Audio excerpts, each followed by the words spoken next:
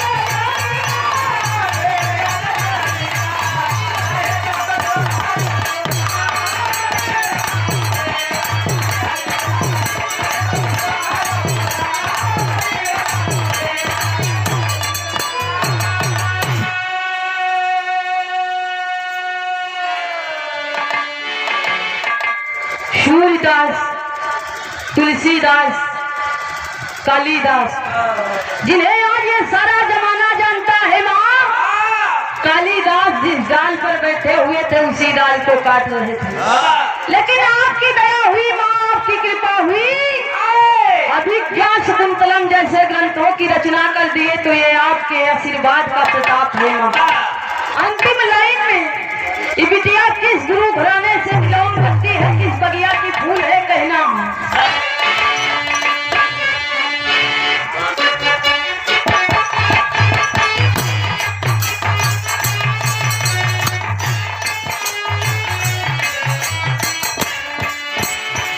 राजा रामधार है फिर के उबारी।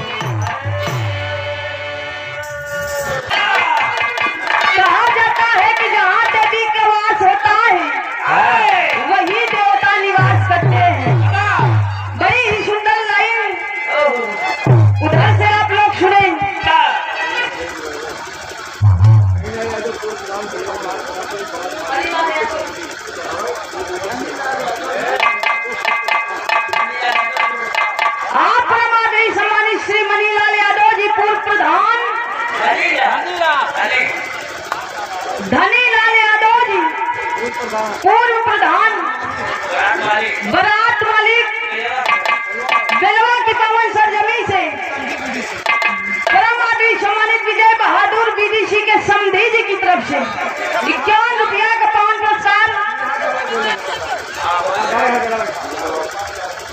आप परम आदमी सम्मानित श्री चंद्रपाल यादव जी चंद्रभान के पुरा की पवन सरजमी से 21 रुपया का पावन पुरस्कार वाले मंच को अपना आशीर्वाद के कामना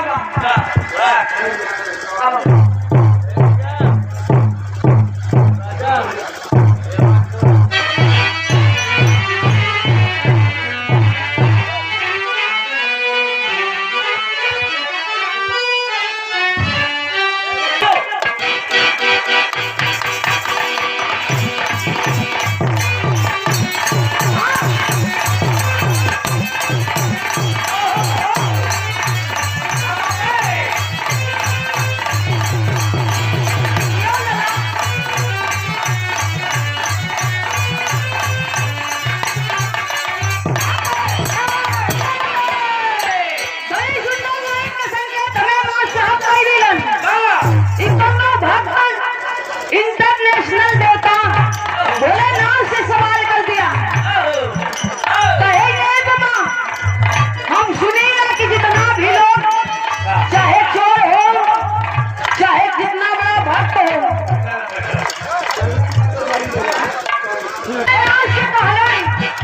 दुनिया के आप देवेला, लेकिन अपने खातिर कोनो व्यवस्था ना बा। कहे जाके पहाड़ पे बस गए सवाल कर दी हल्का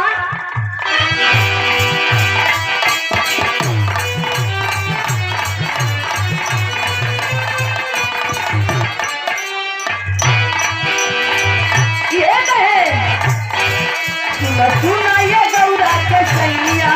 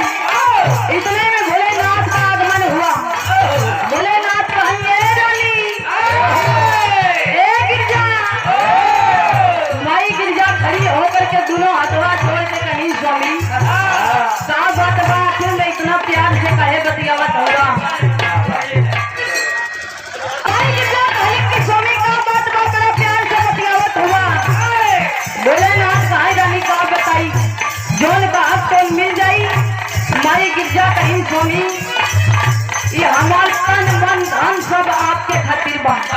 का चाहिए भोलेनाथ कहीं भाई थोड़ा सा भांग धतूरा गांजा मिल जाए तो बड़ा आनंद आएगा। इतनी बतिया सुन के बाबू माई गिरजा ने थोड़ी गुस्सिया के जाके बैठ गई। भोलेनाथ माई गिरजा के मनवे कैसे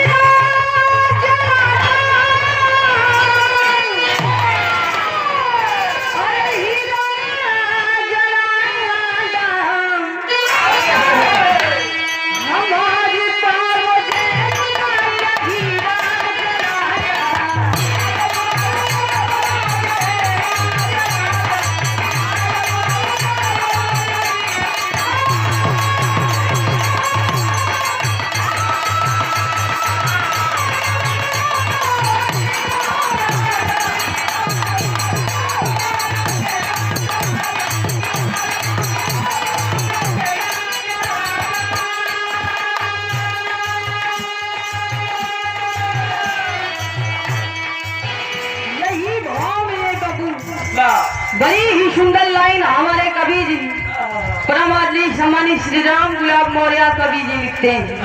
काली कलन मार साहब,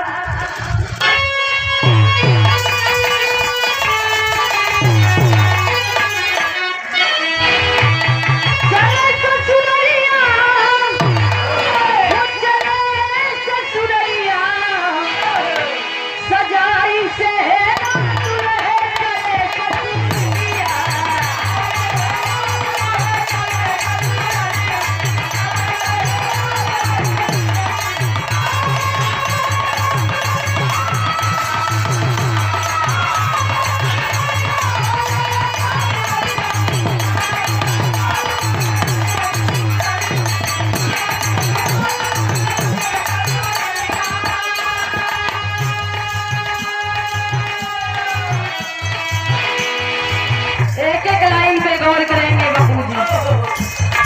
सजाई सेहरा दुल्हे चले ससुररिया, उठे गुलाब लगी रेशम की डोरिया, सजाई सेहरा दुल्हे चले ससुररिया। बढ़िया से बारात की तैयारी हो गई बाबूजी। तैयारी बनल बा।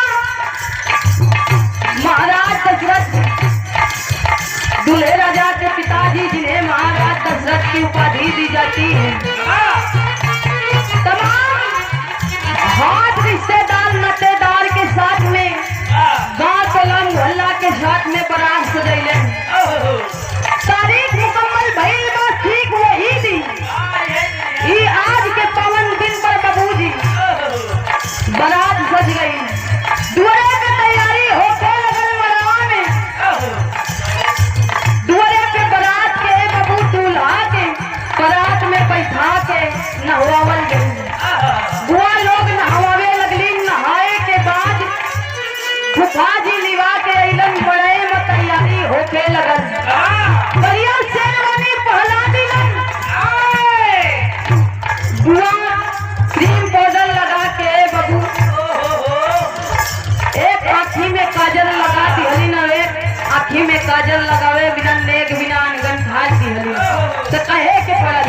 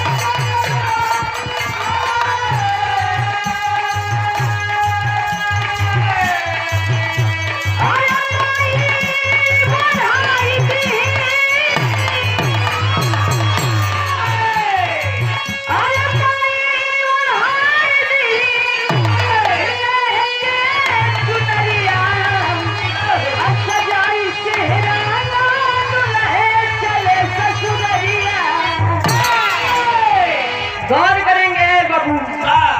बुआ नेक बिना एक आँखी में काजल लगाई के हकीकत गीत बा। नेक बिना अनगन ध्यान दी तो भौजी कहीं इतना सुंदर हमार देवल ससुराली जाई तो एक आँखी में काजल लगाए, एक आँखी में नहीं लगा। भौजी उठ के बड़े प्यार से अपने देवर के आँख में काजल लगा दी हलीन। हरे बाबू लोग जाके माई के चौरा पे पूजा कैलन। पूजा कैले के बाद माई हाथ में मूसल लेकर के, लोढ़ा लेकर के, सूप साथे में लेके अपने बेटा के परछन कर दी। परछन करके बढ़िया से अपन आंचल ओढ़ा दिहलन कि जा बेटा। हर से माई के आशीर्वाद मिलल बा। एक माई चौरा वाली माई आशीर्वाद दिहलन, दूसर की माई आशीर्वाद देता बेटा बढ़िया से जा, खुशी खुशी जा, हमरे घर के लक्ष्मी लेके वापस आइया।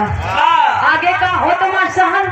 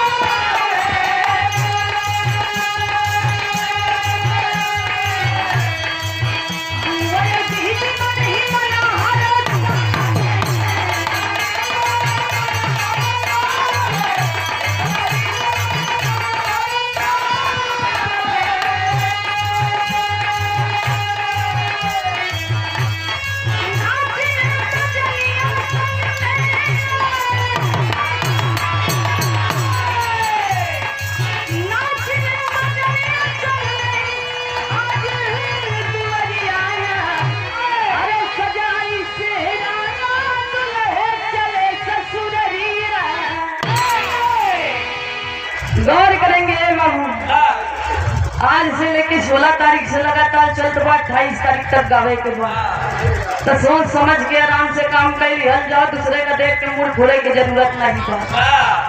गौर करेंगे बाबू, आखिरकार में बारात हर से चलल, तैयारी बनल बा, लोग अधन गाड़ी में बैठलन। ए हर बुआ और फुफा के खुशी अलगे बा, दीदी के खुशी अलगे बा। अगर बराती में सबसे ज्यादा बराती हन के ले तो होला तो मेहररुअन के नाच में, ये बात हकीकत बा। जब बजरियन के बाजा पर जाला तब लगी नाचे घुमकार के लगली नाचे तो टाइम के पता नहीं बलोगन बंद करौलन नाच गाना। हर बारात आगे बढ़ल, महाराज दशरथ जी बारात लेकर के अपने समधी जी के यहाँ जनकपुरी में महाराज जनक जी के द्वारे पे पहुंचलन। तब होठ का बाबा साहब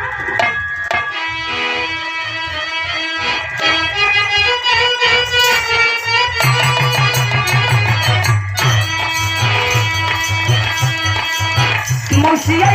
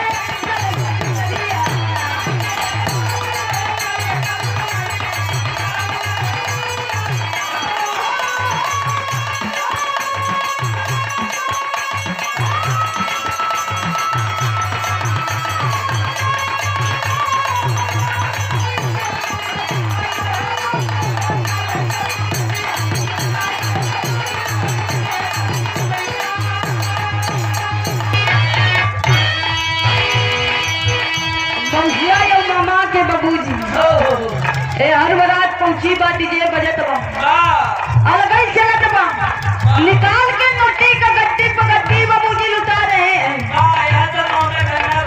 यह सब मामला ठंडा हुआ। अच्छा सब भी आए, शादी के माहौल बा बबुआ, सब बिजी यहाँ दूल्हे न जाते तो आज खुशी दुगना बा। बाबू अंतिम लाइन में बड़ी ही सुंदर बात लिखी गई,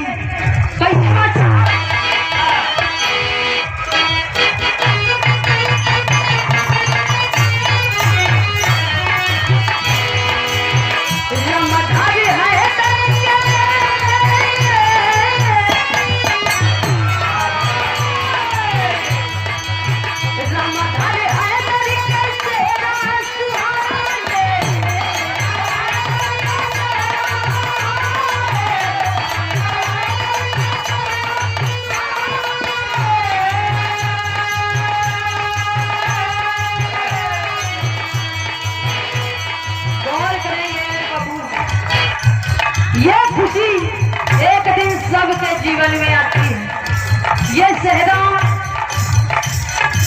मौरा सबके सर पे एक दिन बनता है, चाहे हम हो, चाहे आप हो, चाहे हमारे बच्चे हो, चाहे हमारे पोते हो, सबके जीवन में एक दिन ये खुशी आनी है। और जीवन की सबसे बड़ी खुशी होती है दो आत्माओं का मिलन है, ये रिश्ता बबूजी साथ में जीने खाते हैं, 7 फेरे के साथ साथ में 7 वचन पूरा करने की बात करते हैं, हम कसमें खाते हैं बबू। जैसे सबके जीवन में ये खुशी आई, हमारे कुल पूज्य गुरु जी यह शेष विराह सम्राट जनाब हैदर अली जुगनू जी के जीवन में भी ये खुशी आई, उनके गुरु जी के भी जीवन में ये खुशी आई। एक दिन उनके सर पे भी सेहरा सजा है बबू, और गाते गाते इस धाम को छोड़कर उस परम धाम को चले गए मालिक, उन्हें अपने चरणों में उच्च स्थान दे। इस धाम को छोड़कर उस धाम को चले गए, आज यह कीर्ति अमर हो गई।